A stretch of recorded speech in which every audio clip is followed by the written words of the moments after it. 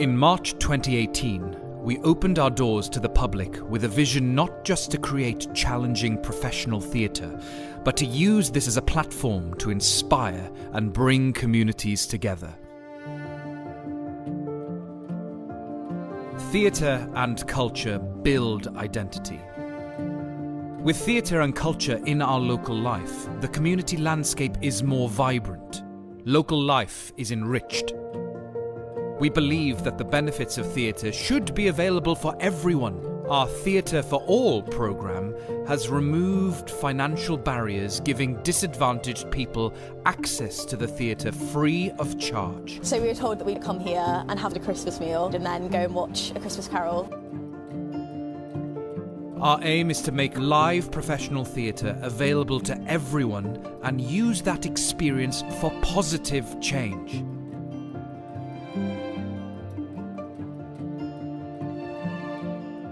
Theatre can be transformational in young lives.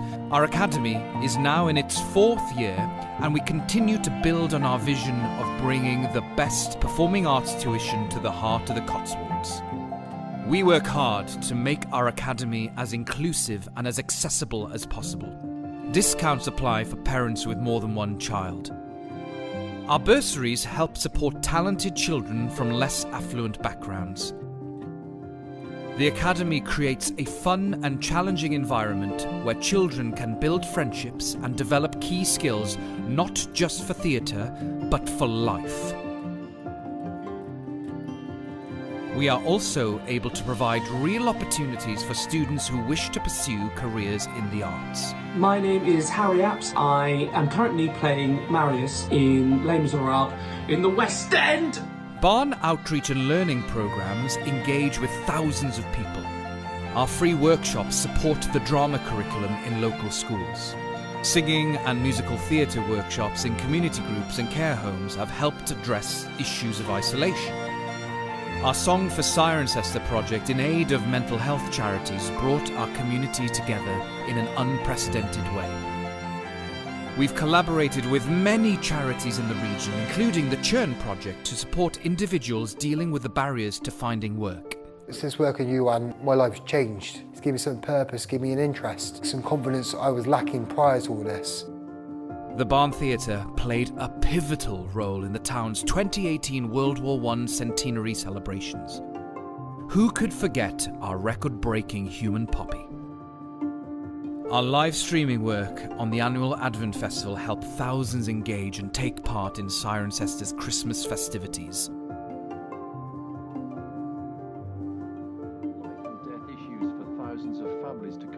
In these times of uncertainty, we strive to keep the community together. The theatre may be temporarily closed, but our commitment to you goes on.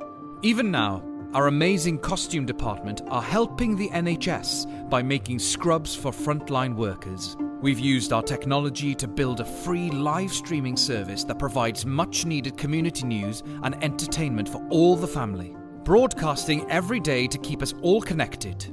We are not just a theatre. We are the Barn.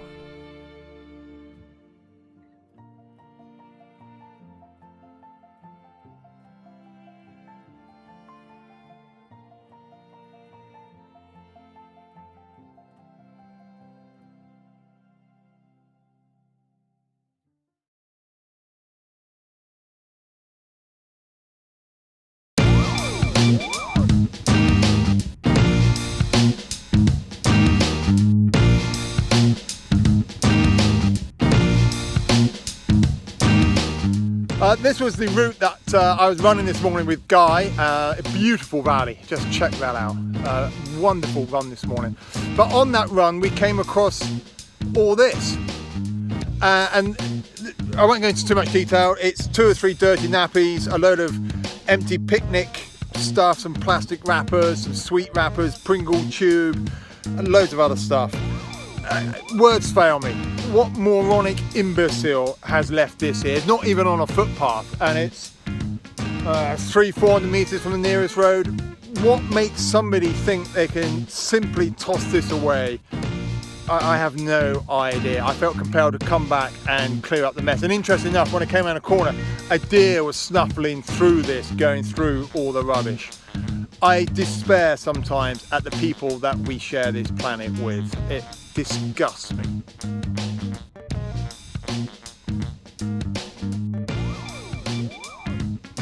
Wow, loved that run this morning, and isn't it so strange how the small things can make such a big difference? I run this route almost daily and I never meet anybody, and then today there's a voice behind me, "Hey Kenton," and I turn around and it's somebody I've not seen for months and months and months, and it's put such a great smile on my face. It's totally made my day.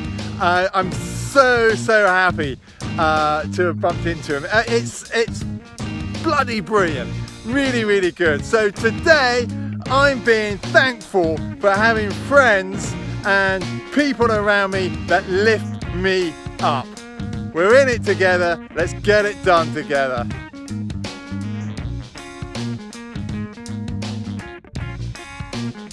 Well, that's the morning run done.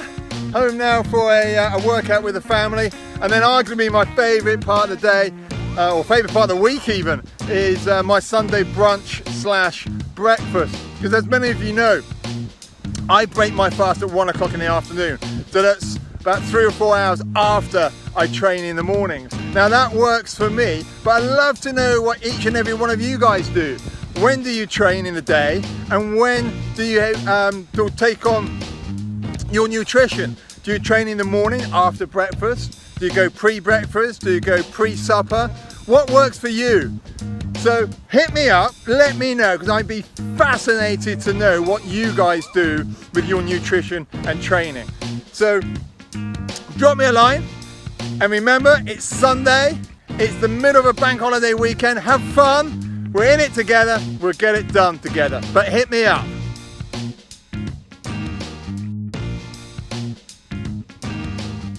And the other thing is that run put me into a state of mind that was amazing. Time had no relevance, and I'd love to know from you guys if you get into that same sort of flow state of mind whereby you become unshackled to anything that harnesses you to time, be it pain or boredom or anything else. I get it sometimes on the bike when I'm riding, and I get it sometimes in the big mountains, but that's one of the first times I got it running. I felt this morning I could have just kept going and going and going. So let me know, whether you had the same sort of experiences, perhaps over the weekend or sometime in the past. I'd love to know a little bit more about that frame of mind, because that is a very powerful tool to have in your toolbox. Now remember, we're in this together, and we're going to eventually get this done together.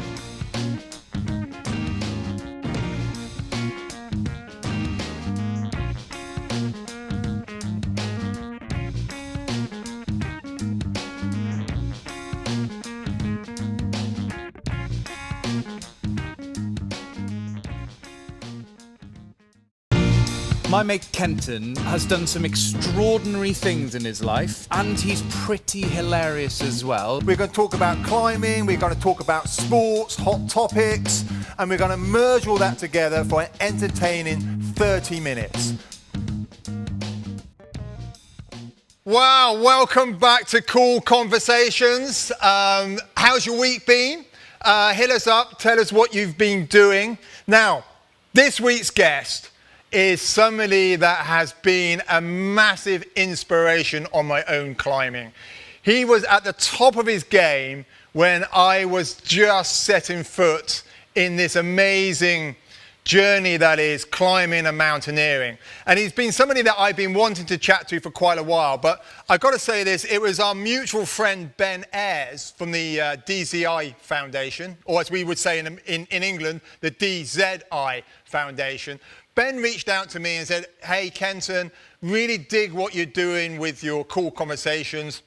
Is there any way you can help the DCI Foundation, which I'm a ambassador for, to try to raise awareness of the current plight in Nepal? Because we're all suffering a lot with the pandemic, and we're looking very closely at our own local communities. And Ben is a resident in Kathmandu and is doing some great stuff with our Sherpa friends and the people of Nepal. And he essentially reached out and said, hey, it'd be great if you can have a conversation with somebody that is as deeply invested in some of these Himalayan countries, such as Nepal, as you are. And the person that he recommended was none other than Conrad Anker, who is, if you look up badass climber, it says Conrad. Now this guy, he's just had one of the most amazing careers. He won't mind me saying that at 58, he is still crushing it. He's got the enthusiasm of a young boy. He's out there mentoring the next generation. He was the guy that found George Mallory's body on Everest back in 1999. He had a heart attack in 2016 while attempting a new route in the Himalayas, but none of this has held him back. He's written 4 books, he's starred in a number of films, and possibly the thing I am most jealous of, despite his amazing climbing resume, he was interviewed by the absolutely delicious Kirsty Young on Desert Island Discs back in 2013. So if you've not checked that out, go and look that one up. It's one of my favorite Desert Island Discs of all time. This guy has first ascents on pretty much every continent. If he's not seen it, he's climbed it. If he's not climbed it, then he's, I don't know, walked around the back and base jumped or rappelled off of it. He is insatiable on every level. It is none other than Conrad Anker. Conrad, how you doing, buddy? Oh, yeah. I think that's it's like there's Mom and there's Kenton Cool in terms of over the top introduction. So, but thank you so very much. No, come. I mean, it's true. I mean, you've been at the very top of the game for what, almost 3 decades now. I've got to ask you, I mean, I'm not being rude by saying you're now 58. Your stoke is as high as ever. How come? How do you do it? Well, I think when I was born, my factory setting was go climbing, no plan B. And I wake up in the morning and I grab the reins and I see where life's going to take me. So, yeah, I'm fortunate to have found my life calling in climbing and been able to pursue it and to share these experiences with as many people that I have. So that's sort of, that was, yeah, there's no, I don't read a book about it or anything like that. I wake up and I go, let's go climbing now.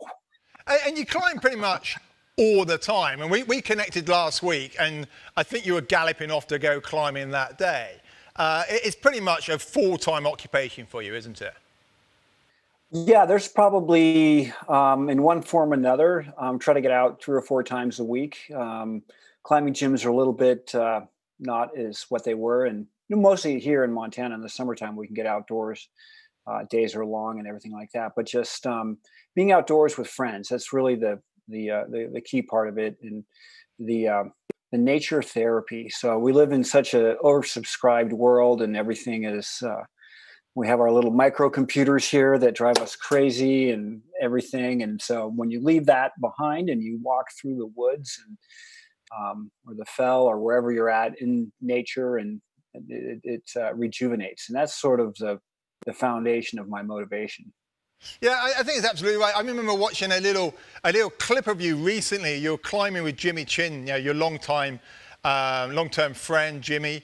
I think you were rock climbing somewhere. You snatched a day's rock climbing, and you were there gearing up at the bottom, and you were doing, you were chalking up, and you were saying into the camera that it was Peter Croft told you that the first chalk up of the day was the most important one, and you were there with a glint in your eyes, so excited to be out snatching a day's rock climbing. It filled me with enthusiasm. It really did. So I've just got to say thanks for making I appreciate that. Making the world such a positive place. It's quite incredible. Now, if we look at your career, there's been a number of periods where, and I know your career relatively intimately through being through you being like a hero in many ways. But to explain to people who may not know, you've aligned yourself or have been aligned with some fantastic climbing partners over the years. Your partnerships are beyond legendary, starting off with the late Mug Stumps, who was a visionary game changer in our sport of climbing. And then very quickly you started climbing with Alex Lowe. And both these guys lost their lives quite unexpectedly. So just tell us briefly what sort of impact that had, losing one of your primary climbing partners, but also close friends. I know you're very close to Alex. You've said he's your best friend, and Muggs was a mentor. So what impact did that have on you as a person? Yeah, so Muggs was, it was May 21st, 1992, that he fell in a crevasse on the south buttress of Denali. And it was pretty much changed my whole perspective. I was 29 at the time, and I hadn't really gone through loss in that sense that we do. I mean, grandparents, it's a sequential thing, and they get old, and that's life. You understand that. But yet when there's someone that's in their prime, and at the time Muggs was 42, it was just so, the world left me. And I thought that, we're always had this bravado or this psychological motivation that bad things happen, but they don't happen to us because we're going to train and we're going to be more aware and we're going to make better decisions. But the mountains are capricious and they play for keeps, and you can't go into them with that attitude. So that was the initial setback.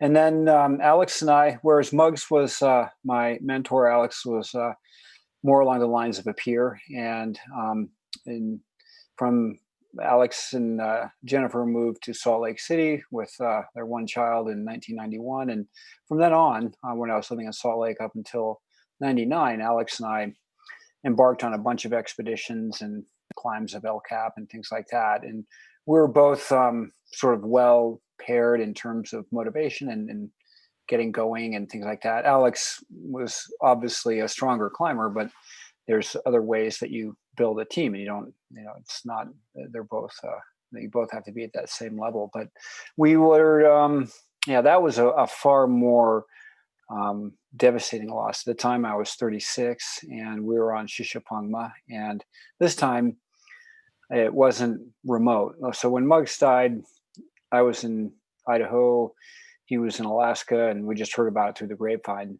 This in 99 with Alex Lowe, it was right there. And the three of us, David Bridges and Alex and myself, were traversing a glacier when a serac cut loose and took their lives. And so that was one, there was the PTSD of going through something like that, just the abject horror of losing your life and then getting pummeled by the snow and the ice and everything with that. And then following up by the survivor's guilt, that it's like, why did those guys lose their lives and I didn't? And the combination of both of those was pretty heavy. And it's something that I think about a lot where I am today, because we still love to climb. But as you know, Kenton, on Everest, it's you go into Everest Base Camp every year knowing there's going to be fatalities, and who's it going to be, and what's that effect going to be, and how can you psychologically prepare yourself for that? And then when it does happen, what are the tools that you can use within your community to alleviate that pain and kind of come back to a sense of normalcy?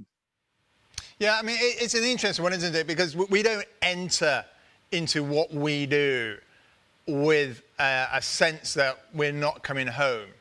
And many people ask me the question, well, why do you do these things if you know that there's a modicum of risk that you might not come home? But of course, as you put it yourself, we never think it's necessarily going to happen to us. But I think it's more than that. I think we go to the mountains because they do represent a risky playing field, I suppose, and we do pit ourselves against the mountains because I think, at least by that competitive we're not competitive, but we go into the mountains and that's where we find ourselves. Or that's certainly where I found myself as a young climber. Emulating the footsteps of some previous British climbers like the McIntyres of the world or the Taskers, Boardman, etc. Yet being very aware of our own mortality. And I was chatting to Joe Simpson on the show a couple of weeks ago, and Joe said that he always wanted to emulate his heroes and continuously do these incredibly hard climbs. And I found myself in 2003 climbing a new route on Annapurna 3 with John Varco. I don't remember if you remember John Varco. And in the aftermath, I kind of decided that I didn't have it within myself to continuously push myself physically and mentally in that arena. And the thing that I've always been so impressed with you is you've continuously gone back into that arena, despite the fact losing Alex and losing Monk, Mug Stumps, and probably numerous others. You've continuously gone back into that arena, and with continued success. And I've always tried to understand, what is it that you've done in order to be able to do that, to step into the arena like a gladiator and pit yourself against the dangers of being in the mountains? Yeah. Oh, the lure of the unknown and the prize of the first ascent and the glory of a new route. And to be honest, it's we're all driven by ego. I mean, that is to be there and to be saying, yeah, I did it, and that's what it is. And to say, I'm going to jump in there, though, Conrad, because I've met you on a number of occasions. You don't strike me as an ego-driven individual, so I don't fully subscribe to the fact that it's ego driving you. You're far too humble for that. Well, appreciate that. Thank you so much. But there's a certain part of what humans do that is that acceptance and validation by our peers and within that. And that's part of it was what that was. But I guess, taking that aside, I just wanted to put that on the table and move on from it, because it is a part of what motivates people to go do that and to do those things, and for whatever reasons. And but the allure of the exploration, that you would be the first person to be on a part of the planet that no one has ever been. And obviously the great exploration, initially when humans started doing it, was for wealth, it was for nation, it was for religion, it was to enslave people. I mean, exploration really didn't have a great foundation to it. And the advent of the previous century, with the South Pole, North Pole, Mount Everest, the Mariana Trench, and then the moons, we had all these physical landmarks that within 100 years, humans achieved them. The highest, the deepest, the furthest being the moon, the coldest, and all these inaccessible things. And it became aspirational. So the nation state would then be motivated to hear the story of Amundsen and hear the story of Scott, to follow with Tenzing Norgay and Hillary on Everest, and then Neil Armstrong on the moon. All these things they carried more import than just the actual physical challenge of what they were doing, because they carried something greater within them. But now we can open up a computer, and you can go on a satellite mapping technology, and you can find boulders in the Himalayas and plan a trip to go climb them. There's not like this, oh, so-and-so went there 4 years ago and he talked to a yak driver who said that there were a lot of boulders that looked like curdled cheese in this one valley drainage, and he said it was good. And so that's kind of how we pieced it together. And now there's a good explorer will spend hours on the computer software program looking around and finding rivers and creeks to kayak, or cliffs to climb, things like that. So there's a little bit of a difference in there. But there is a certain, in doing, I'm motivated to climb new routes, and that's always been a part of what I've done. And I've been fortunate here in the western part of the United States. There's a lot of publicly accessible rock, various jurisdiction's Park Service, which is very strict. It'd be like climbing the Gritstone, no bolts, no minimal amount of pitons. And then you have Forest Service land, and then you have BLM land. And so each one of them has a different, what our impact on those the cliffs can be. And so kind of playing within those, and always looking for something to go do. And one of the motivations that was early on in the game, Jay Smith, a fellow who I'd climbed with, was like, well, yeah, if you're going to go to the Himalayas, go there and do something new. Well, yeah, I maybe concur with that. Your first trip or two, understand get an idea of what it's like to be there, and then subsequent trips, go there and see something that's unknown within that. But it's the beauty of it is that if you do it for everyone that comes subsequently, or for when I go do a route that I haven't seen before, that first time up is a new experience. And that's that sense of discovery is something that is, to me, is profound. And by example, yesterday I played my first round of golf ever in my whole life. No way. How did it play out for you? It was good.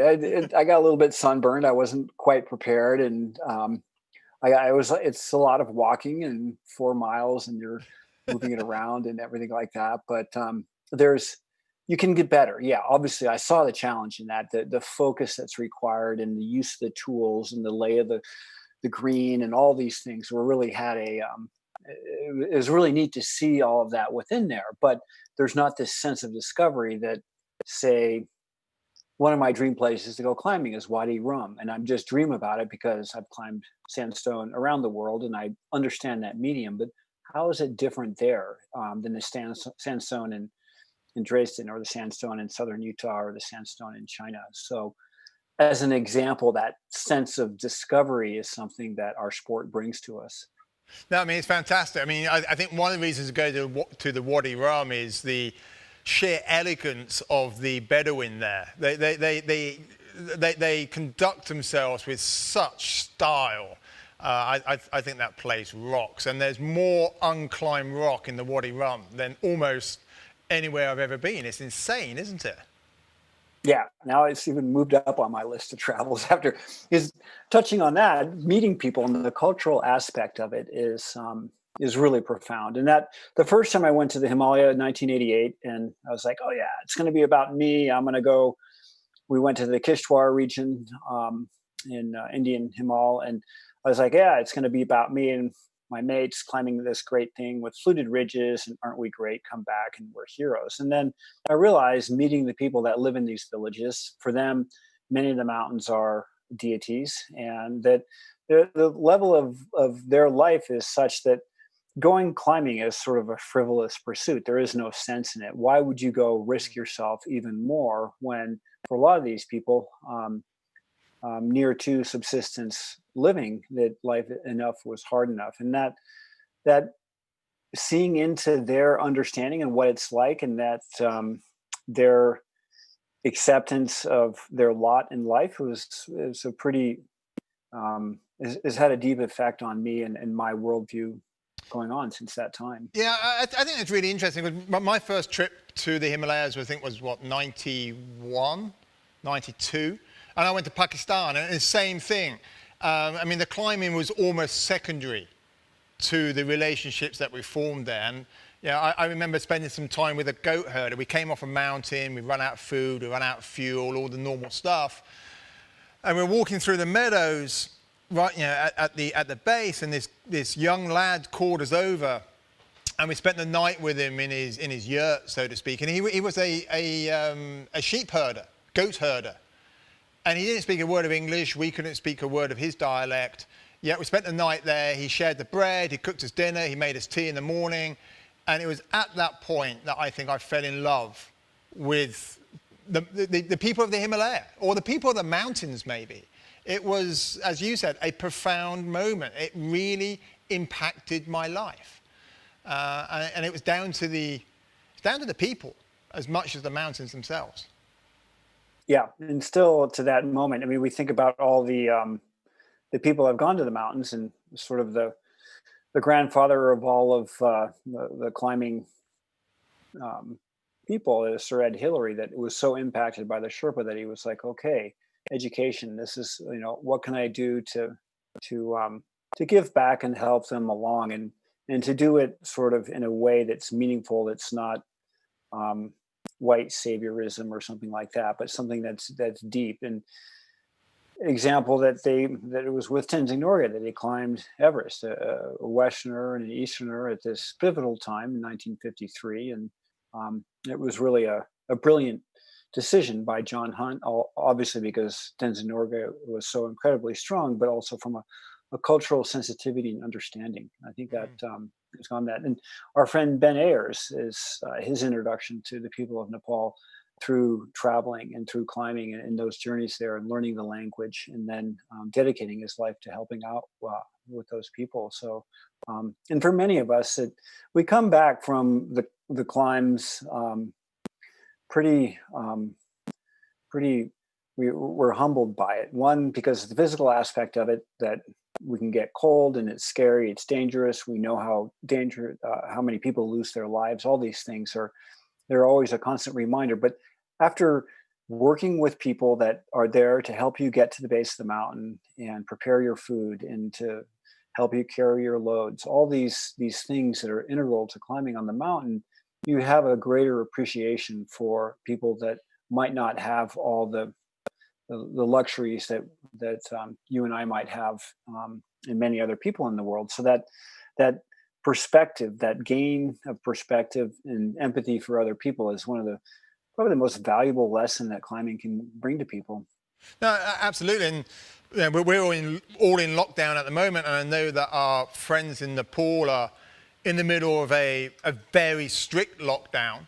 And unfortunately for them, it looks like they're somewhat at the bottom of the curve, which is slightly rising. In the last 10 days or so, they've tripled the number of cases of COVID-19 over there. But it is interesting why we're in lockdown. I've not gone to Everest this year. You're obviously at home in Montana, and yes, I miss the mountains, but I miss my Sherpa friends probably twice as much as I miss the mountain. And it's those deep, meaningful relationships, those times that you spend in the Sherpa kitchen, or eating dal bhat with the Sherpa, or the sampa, or the god-awful tea that they chug down with gay abandon. It's those are the moments which I think define us as people, perhaps more so than standing on top of the mountain in that momentary self-congratulatory look at me, I must be fantastic. And that's certainly one of my big takeaways. Yeah, exactly. I mean, if we wanted to go suffer, we could just go out to the mountains here without a sleeping bag and just be miserable for 48 hours. And is that why you do it? No, it's not that. But the community at Everest Base Camp, to me, is, I love that, the way the village is and all the teams working with each other, and the communal sense, and how the Sherpa are organizing the various tasks that are there, and the communication and the understanding, acceptance of everyone else's weaknesses, and then working together in times of need. And that's it's something rare to find in this day and age. And that, to me, is I love. I'm not going to embark to climb Everest anymore, but and I'm certainly open to going to base camp and helping the next generation be there, and to make sure the solar panels are oriented the right way so the batteries are charged. But just being part of that, as you said, having tea and being in that community. Yeah, because you were supposed to be there last year, weren't you? With a big Nat Geo team. Was Mark Fisher was there, and I think Pete Athens stepped in last minute to step up to the role as, I suppose, expedition. Wasn't really leader as such, sort of coordinator, advisor, base camp captain, for want of a better term. But it was supposed to be you, was it not? But then you had to take a step down. I forget exactly what it was. Perhaps you can tell the story. Yeah. So November 16th, 2016, I was on Lunagri, which is up from the Tame Valley in the Khumbu region, and trying to do the first ascent of that peak, Lunagri, with David Lama. It was our second go on it, and I suffered a myocardial infarction, which is medical for a heart attack. So it might have stemmed from something I'd injured my body earlier, but I had a heart attack. And then, so fast forward, everything's going there, and this great meteorological science expedition to better understand places at risk on our planet, working with National Geographic and funded by Rolex. It was this big trip. And so I went to get a more comprehensive medical examination. I mean, you have to have a medical examination to go on Everest as it is, but for something of this capacity, so more tests and everything like that. And at the advice of the medical team was that I had I'd had a blockage in my left anterior descending artery, and it was 9 hours from onset till the procedure in Kathmandu. And lucky that Dr. Yadav Bhatta was there, and the next day he was scheduled to fly to Delhi for a conference. And Wow. I mean, luck was on my side, and hitchhiked out on a helicopter, and but still those 9 hours damaged my heart, that it wasn't going to come out of hibernation or come out of dormancy. That there was tissue necrosis there, and that subsequently the way my heart was not at the very least it would have been increased damage to the system, or forcing other parts of your heart to work extra hard, or there could have been another heart attack. And given the fact that that was the nature of a trip of that size, it wasn't about me. It was about the science that we were doing, and I was the coordinator. And luckily, Pete, one of my great friends, and knows Everest inside and out, and has been there much longer than I have, was able to step in. And so the groundwork that we got in terms of getting permits together, and the locations, studying that, working with the Tribhuvan University team. So all of that, the 3 trips leading up to the actual expedition were great fun. And but hey, life happens, and absolutely. But I did see some of the really cool Yeti, because you're a bit of an artist from time to time. With some of the guys had the Yeti thermal cups, which you had personally engraved for them, which I thought was there we go.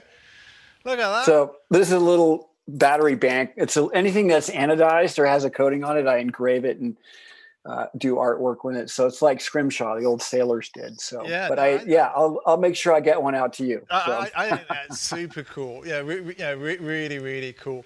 Now we got to touch on, because I love Everest, obviously. We've already touched upon the Sherpa people and what they mean to us. But I love everything to do with Everest and Everest history. And of course, you can't really talk to the great Conrad Anker without at least touching upon that amazing discovery of yours back in 1999, when I read somewhere that you stumbled across Mallory's body, but it wasn't a stumble, was it? You, through your innate intuition and experience on the mountain, you thought that the team was essentially looking in the wrong place on the north side of Everest, and you took yourself off, and perhaps you can take up the thread, but you took yourself off and ultimately found the body of George Mallory, who perished on the mountain with Andy Irvine back in 1924. Yeah, so May 1999, and this part of Everest history wouldn't be possible without Eric Simonson, who was the team leader who invited me along that, Dave Hahn, who was my climbing partner. We love Dave Hahn. Maybe a solo. I've not seen him for a couple of years now. He's the most unflappable mountain guide I've ever seen. So he's brilliant.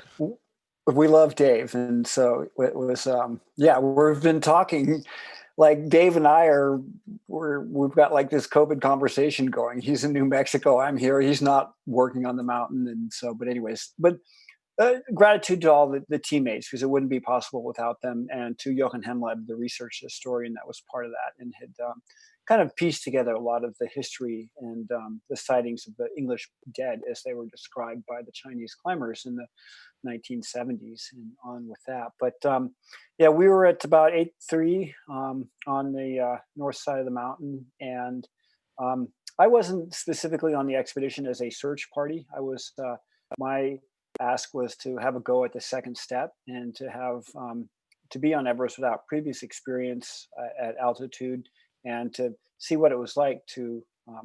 It was possible for Mallory and Irvin to climb that the cliff band that makes the second step. So that was so I was acclimatizing. I was traversing out towards the north, the Great Couloir, and sort of contour, not losing elevation, not gaining elevation. You can. It's the one of the few times you can actually walk flat is when you contour on things. So I was using that to acclimatize. And on the north side, there's like, because it's the way that the limestone bedding goes, that there are, I've not been on the north side, but my understanding is there are, as you rightly pointed out, almost shelves that the climber can walk, shuffle, climb along. And then there's the steps which then truncate the ridge that the climber has to climb up. They're the very clear obstacles that bar the way to the summit. Yeah, so very different mountain structure than, say, Makalu, which is entirely granitic, or Ama Dablam, which is entirely granitic. When you have a mountain that was at one point sedimentary or marine organism, which is what limestone turns into. It was the old Tethys Sea, and then put up there. So you find these little catwalks that you can move around on. And using one of those, I had traversed out towards the Great Couloir, and then I was on my way back, and it was out of looking over to the right side, seeing the body of George Mallory, and it was just all of a sudden there was like the mat of a alabaster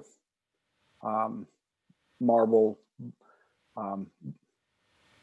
type color rather than the snow, which is reflective and it just looks different. So it drew my eye there. And then upon inspection, seeing the clothing that they had, it was obvious it was one of the two climbers that had disappeared in 1924. And we initially thought it was going to be Sandy Irvin due to the Audrey Salkeld and Tom Holtzell's book, Lost on Everest, about who was, the hypothesis at the end of the book and where they might have disappeared and who was that body that the Chinese climber had seen in 1976. So kind of piecing all those together. But it was a very humbling moment, and one of sort of pretty solemn. Everything we do today in our generation of climbers is based on what the previous generation. So we think back to maybe the original climber was Ötzi, the fellow that was entombed in the glacier some 3,000 to 5,000 years ago, going from Tyrol over into the Innsbruck Valley as a climber because he had tools and they were going to the summit. But then with the Golden Age in the Alps, and then the advent of the Himalaya and people climbing there, and eventually what Mallory and Irvin did set the stage for the expeditions in the 30s. Obviously in the 40s, we had greater things that were happening in the world. And then in the 50s, when the English expedition with Ed Hillary and Tenzing Norgay arrived, they were then built upon that experience, all of what they had. And then 10 years later was the United States expedition, Tom Hornbein, Willie Unsold with the Traverse of the West Ridge. And then next generation on to that was the Southwest Face of Everest with Doug Scott and Dougal Haston, and led by Chris Bonington. And then John Ross Kelly and his generation sort of immediately before I am. So each one of these, we have this where we're at and what we've done. And the current generation of climbers, we've all benefited in one way from those that have come before us. And so that figuratively standing, we stand on the shoulders of those that come before us. And that's something I take deep to heart.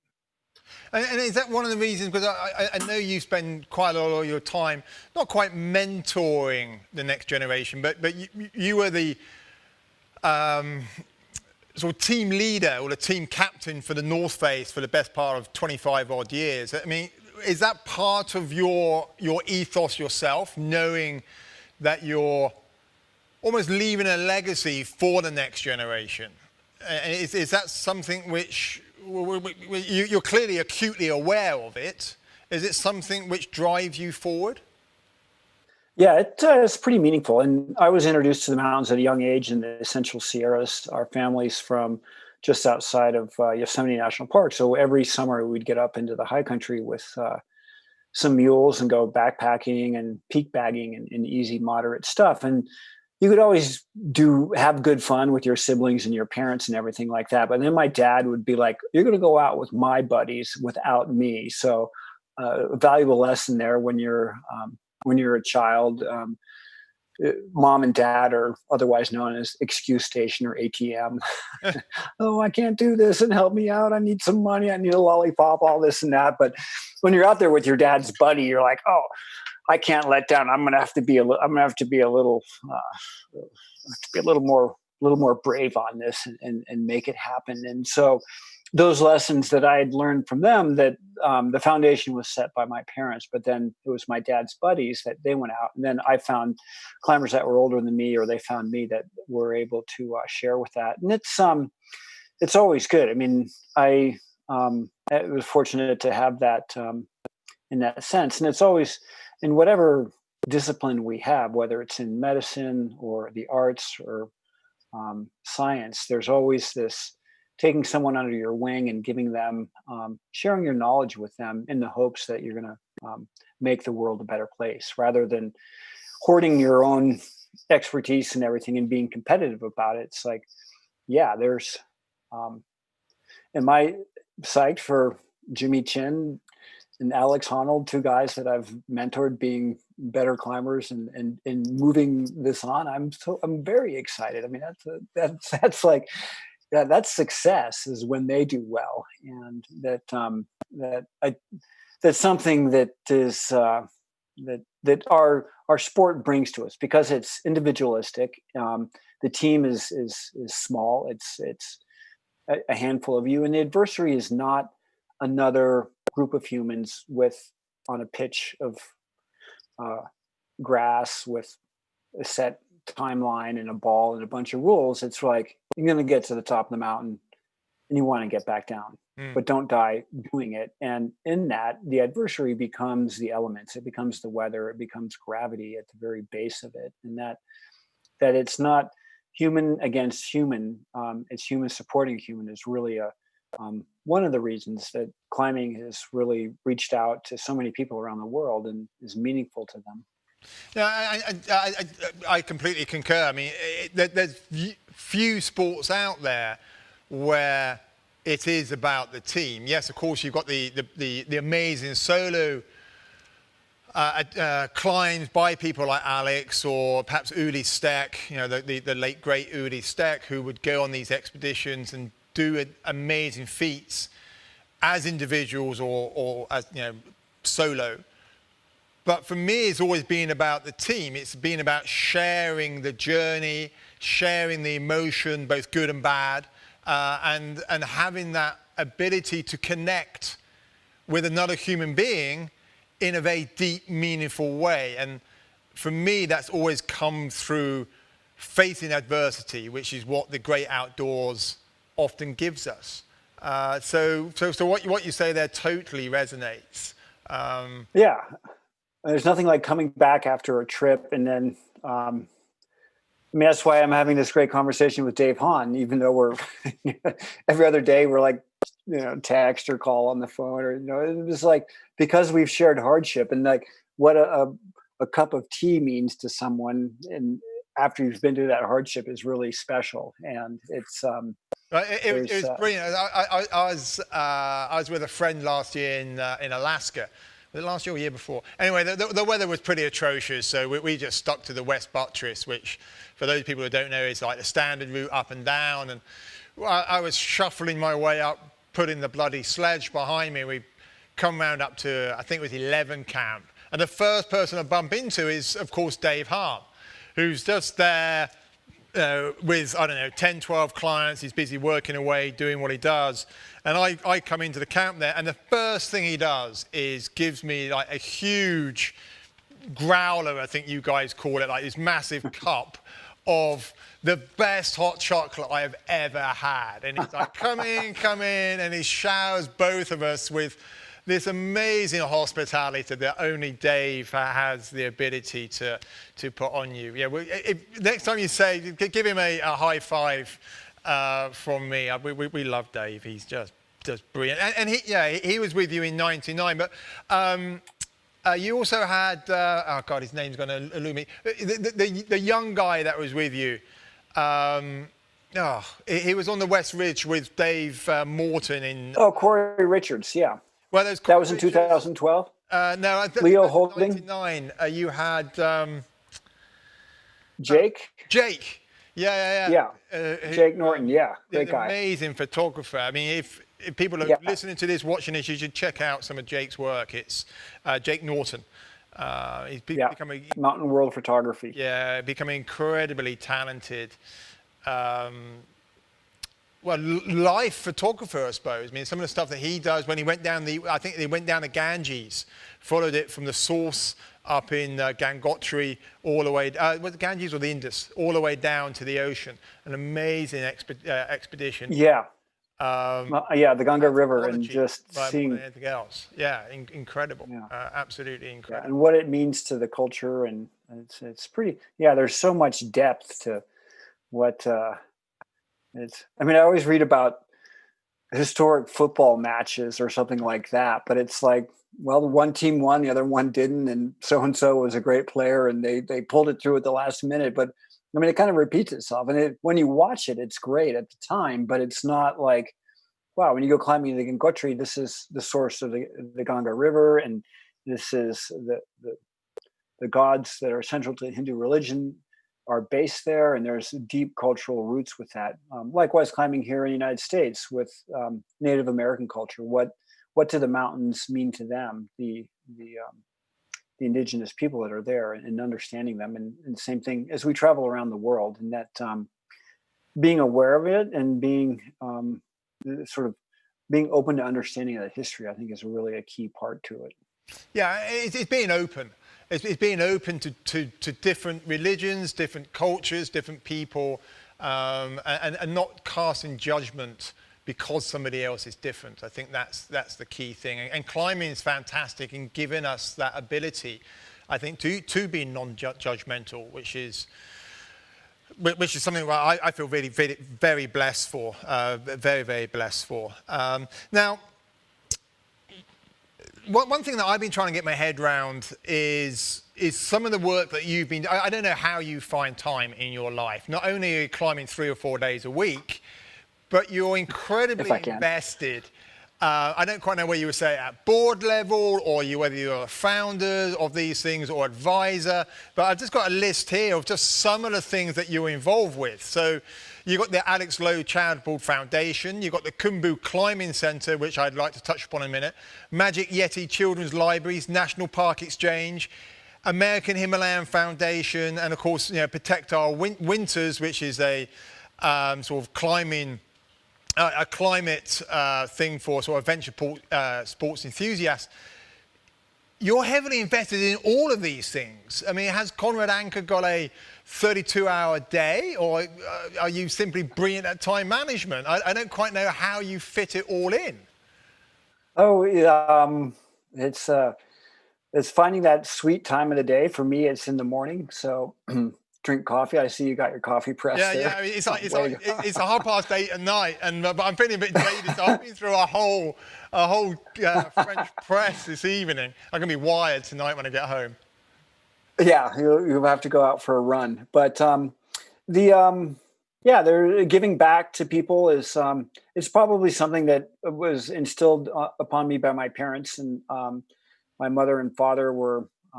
We were there in the United States in the 60s, and anything was possible. We went through civil rights, and to bring equality, to bring equity, to bring inclusion to people. That was always things that I was started out with. And the Alex Lowe Charitable Foundation was my wife, Jennifer. We were married in 2001 and are still happily married. She's a great woman. And we were trekking in Nepal 2002, and it was leading a trip to Everest Base Camp. And after there was no climbing involved with this trip, it was the classic 3 passes tour and a wonderful journey. And at the end of each day, I would take out a rope and my climbing shoes or ice boots and go out climbing. And the staff would just be like, "We're going with you." And and they were like, "We really like climbing. This is fun. We want to do more of it." And so once everyone had their tea and their tent set up, I would like go out afterwards. And so it was like this epiphany that Jenny and I realized that when you enjoy something and it becomes your avocation, you do it because you love to do it, and it ends up being your vocation. You will be better at it, and you will then learn to do things in a better way. And we realized working on in the Nepal mountains that the help of the indigenous people, the Nepalis, is indispensable. You wouldn't be able to get there. Even if you do something alpine style and lightweight, they're still driving the buses to get you there. They're arranging it, and they're arranging the mules. And I mean, there are exceptions, but by and large, it's a relationship that goes together and that is meaningful to us. And so the idea was to have vocational training in a community supportive based way that was that offered skills that could be used for people that work on the mountain, because we realized that climbing Everest and these other mountains isn't going to go away. It's still going to remain a draw. People are going to want to do it. It's a good thing to do, as we mentioned earlier, in the manner in which humans communicate. That would be the goal of that. And so it's now 18 years. It's entirely run by the Nepalis. They have a Nepali board of directors. It's open to all Nepalis that are working in the recreation and tourism business, and it offers training within that. And then around the same time, we, for the village of Fortse, and with 2 of the landowners donated us a bit of land, and we erected a building that would then house the program. So sort of in the same way that in Chamonix you have the guides de montagne, the mountain guides. Said it in Spanish, sorry, my French friends. But that founded, it gave permanence to mountain guides that were working on Mont Blanc, and so in that same way. And now the building's great. I'm in touch with all of my friends from Fortse, and they're just today, they're like, "This building's great," because a lot of the children of the high altitude climbers that have the ability are in boarding school in Kathmandu, and so they're all at home now. So the village has never had more people at home, and my friends that are there are like, "This is such a great, it's a great feeling to be," and it's like, we haven't felt this, and the old timers are loving it. And the building has equipment that people can check out, and it has a bouldering wall. They've set up a slack line in the courtyard. There's a library, there's computers, and the children are just in there all day long. And for a village that didn't have a community center, moreover than being a place to teach climbing and safe mountain practices, it's a place for the kids and the elderly and everyone to get together and kind of share a common place. Well, I mean, it is. I mean, again, the viewers or the listeners who haven't been there, Fortse it's slightly off the beaten track, isn't it? It's not the main thoroughfare through to Everest Base Camp, and it sits on this beautiful shoulder of land. And the Khumbu Climbing Centre it's a phenomenal building that you guys have put together there, and it's a focal point for a community that is already quite rich in terms of its ability to come together. And I think what you provided is a catalyst now for the community to really thrive, because as you point out, not only is it a focal point for the program itself, you have provided this amazing facility. I went to visit it about 3 years ago, and I'm blown away by what was going on there and the amount of employment to the locals it provided as well. People chip and rock, and it's built in a traditional style. Oh my goodness. I mean, I was there, and I forget who was the American guy leading the construction, but he was telling me it takes Is it like a whole day to do one corner rock, and there's a little guy there chipping away all day? Because let's face it, not everybody's been there. Furtsy is, what, a 5-day walk from the nearest road? Probably if you're going some, it's 5 days to the nearest road. So yeah, everything's got to be pretty much made on site. You can't helicopter stuff in, or you can't drive it in. It's incredible. And I know that you were at the center of making it happen. So I doff my cap to you. I think that's an amazing achievement right there. Well, I appreciate that. And also a lot of respect for my wife, Jenny. She did the yeoman's effort of getting the fundraising going. But one of the interesting things is the techniques that were employed in this building are now being replaced by sort of ready-made construction. So dimensional lumber, on-site cinder block construction, because labor is increased in price. So whereas it used to be cheaper to just have someone live in a little village and chip away at the rocks and make it out of mason, now they're using extruded steel, foam press boards, things like that. And they don't have the durability or the aesthetic of the traditional style buildings. And so this building is built in the traditional manner with the aspect and how it's designed with solar energy is really, it's just a massive building that takes in the sun in the day and keeps it in the night, even in the middle of winter. Mm. Now, it's really interesting, though, you say about how the building techniques are slowly changing over time. And earlier in the conversation, you were mentioning about how the local people have no vested interest in climbing the mountains at all. And if we wind the clock back to the middle of the 19th century, the golden age of alpinism in Europe, as we know it, the Swiss and the French hill farmers in the Alps had no real vested interest in climbing the mountains. And then all of a sudden, middle class, predominantly English, but not solely English, came along, and these places started to prosper because mountain tourism came to that area. I mean, we could use Zermatt as a great example. You've got Matterhorn there, it drew people in. The local landowners became very prosperous through the mountain tourism. And then all of a sudden, a lot of those traditional methods of building and of farming, of terracing, were over time lost. And I think it's brilliant that the Sherpa people are becoming more prosperous through mountain tourism, in whatever sense that may be. It could be climbing, could be trekking, it could be whatever. At the same time, it is tempered by the loss of some of those generational skills, which are now slowly being forgotten because there is income and welcomed income coming through other avenues. So it'd be interesting to see where those communities that we're very fond of go next. Yeah.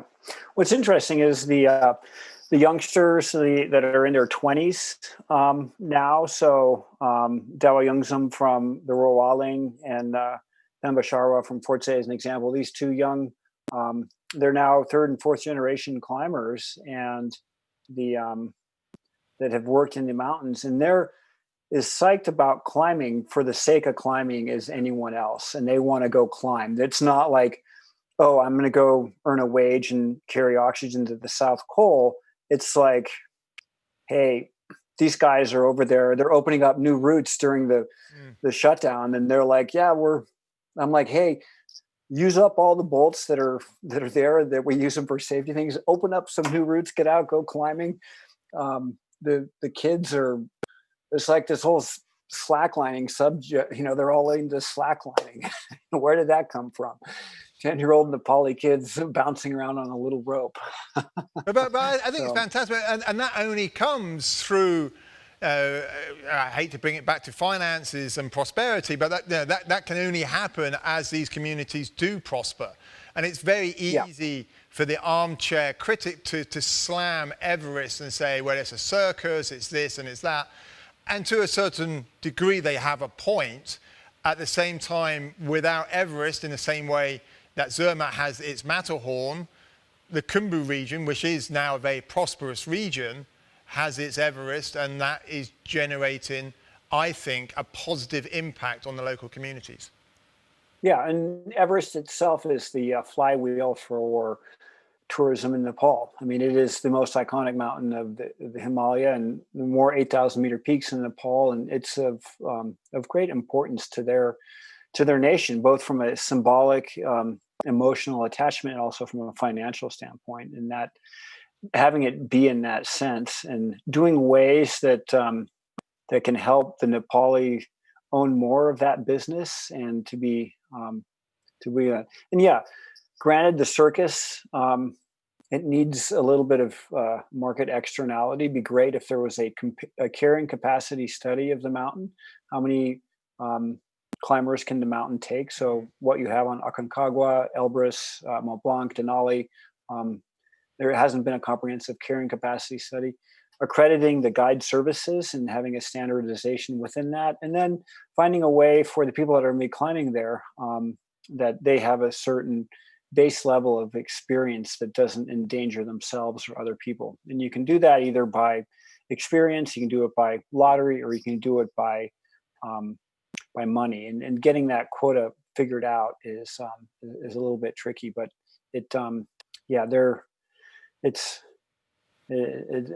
mountain tourism isn't going to go away, and they'll so it's best to be mindful of it and think of ways that it can be managed that benefits everyone that's involved with it. Yeah, I think it's got to be managed in a sensible, organic, holistic way. And exactly how, because obviously I'm very heavily invested in the whole Everest thing, and it's finding that balance where people can go, because one of the lovely things about our sport is that it's open to pretty much anybody.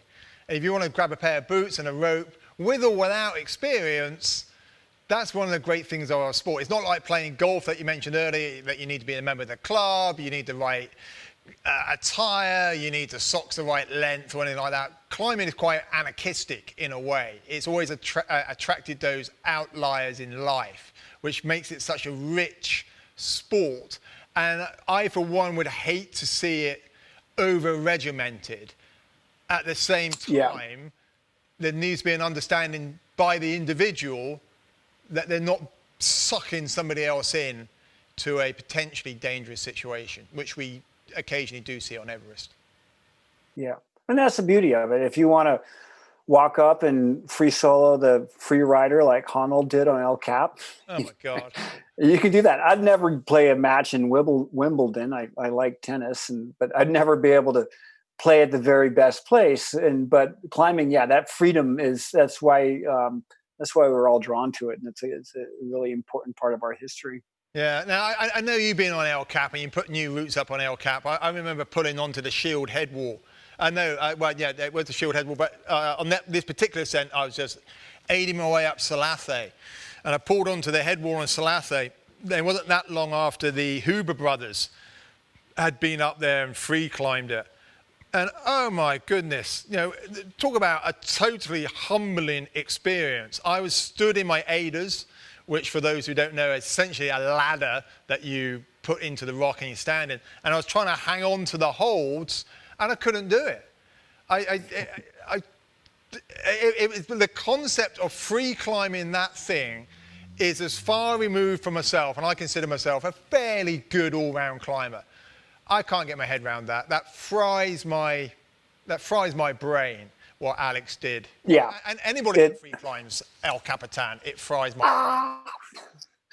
Sweaty palms. I mean, just thinking about it, and just that's hats off, respect. And I just thinking about it, and how dialed and how precise he was with everything was phenomenal. Yeah, absolutely. And of course, it was, Jimmy was a central part to making that film. And of course, you hung out with him for a long time when you did your own award-winning film, Meru, back in, was it 2011 you climbed Meru, and then the film came out, was it 2013? Yeah, some 2013, 2014. Yeah, like that's why you got the invite to come and do Desert Island Disc with the lovely Kirsty Young. I'm so jealous of that, by the way. Oh, That was like the original podcast. Yeah, no way it was. And- I mean, it's 70, about 70 years old, I believe, Desert Island Disc now. And I remember listening to you on it, and because a lot of your music choices it was classical music, wasn't it? Well, some classical rock and roll and some whatever I was. Yeah, it was kind of like, do you want to have music that you would really only be able to listen to for if you were stuck on a desert island, or was it music that you wanted to share your personality with? And that was kind of a internal, what I was going to choose with it. But there's it all has a very much a mountaineering theme. And Christy was a great interviewer, and her team that edited it together were all very it was kind of I mean, I look up to the BBC, and I still listen to BBC News, and so there's it's an iconic part of world history and world civilization. So it was thank you. Kenton, you're up next. I often think about what Mark Twight, so the viewers don't know, Mark Twight is again a very visionary climber, although he doesn't really climb anymore. I don't think he set up Jim Jones and things like that. But he came from almost like an anarchistic punk era of music, and it'd be very interesting to see what his musical choices on Desert Island Disc would be. I might have to turn it down a few notches if he was ever on. Yeah, it'd be a good example. So, and he does run podcasts, and so really insightful, a great intellect into the mind of what climbing is and where people have done and whatnot. So a lot of respect for Mark. No, yeah, a lot of it. So what's on the radar? I mean, obviously, you are constrained to a certain extent by lockdown, as we are in the UK. I know you're going out climbing. You're still new routing on some of the local limestone cliffs. Short to medium term, what's on your radar when lockdown eases? Well, traveling locally for wherever one might be at this time is really to rediscover all of that and how beautiful it is. And I think there's so much to see here, and we're very fortunate to live in this part of the world. And I don't take that for granted. But then I love to travel, and I love to see the world. And we started our conversation with Wadi Rum and working in Antarctica. And there's no culture there aside from what you bring. But it's just such a inhospitable yet magnificently beautiful place that you're drawn to it. And then so for me, life is a linear experience. It's you start and you go, and it's not like circling back and I've got to go live on what I did on Meru or something like that. It's like, where am I going to be in 8 years, and what's the world going to be? And the sort of accepting my physical limitations and knowing what I can do with my body, because it's the greatest gift we have and the vehicle that allows us to experience things. But then still have a real yearning to get out and see the world. And there's nothing, we can have this two-dimensional conversation, but can you imagine what it was like if we sat down at 7:30 in the evening with a pint and after a day of climbing? Don't even go there. That is my ultimate, because I missed you when you came across here. You did a little lecture tour about this time last year, about April time last year, and I totally missed you because I was over in India and then Nepal.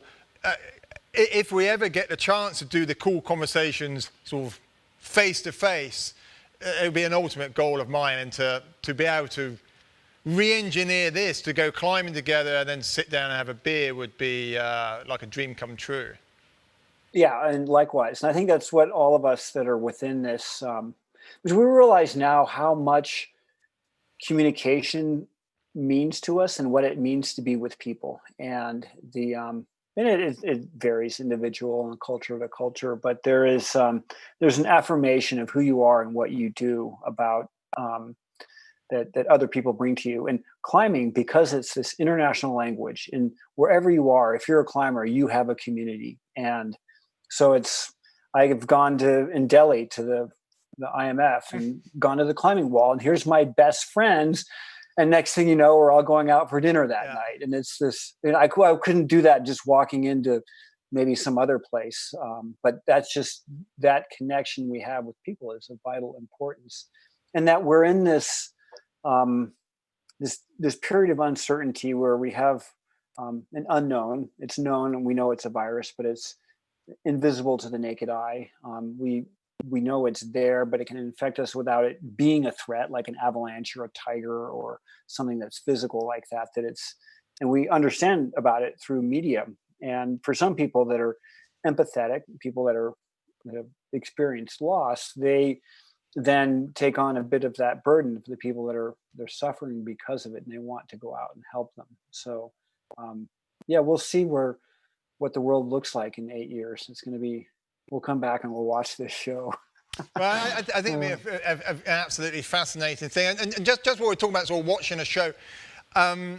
Just talk to us very briefly. I'm conscious of your time, but just talk to us very briefly about the project that your son Max has been working on.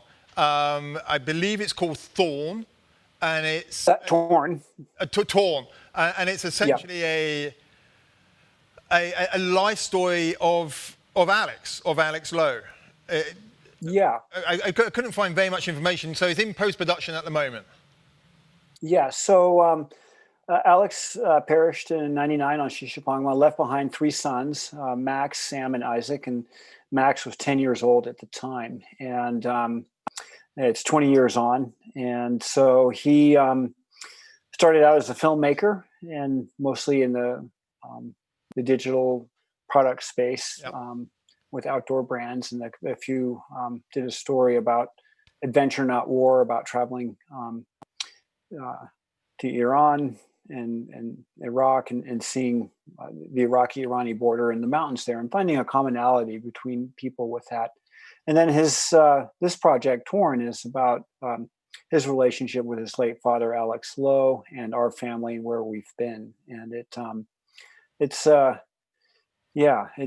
been a journey to go through it and to see the stories and how you do it. And when you have 90 minutes to tell a life story, you have to be very precise, because every image, every story, every scene has nuances to it that will shape someone's perception of what that person is and what that story is. But Jenny and I are most incredibly happy and proud of him for what he's been able to do.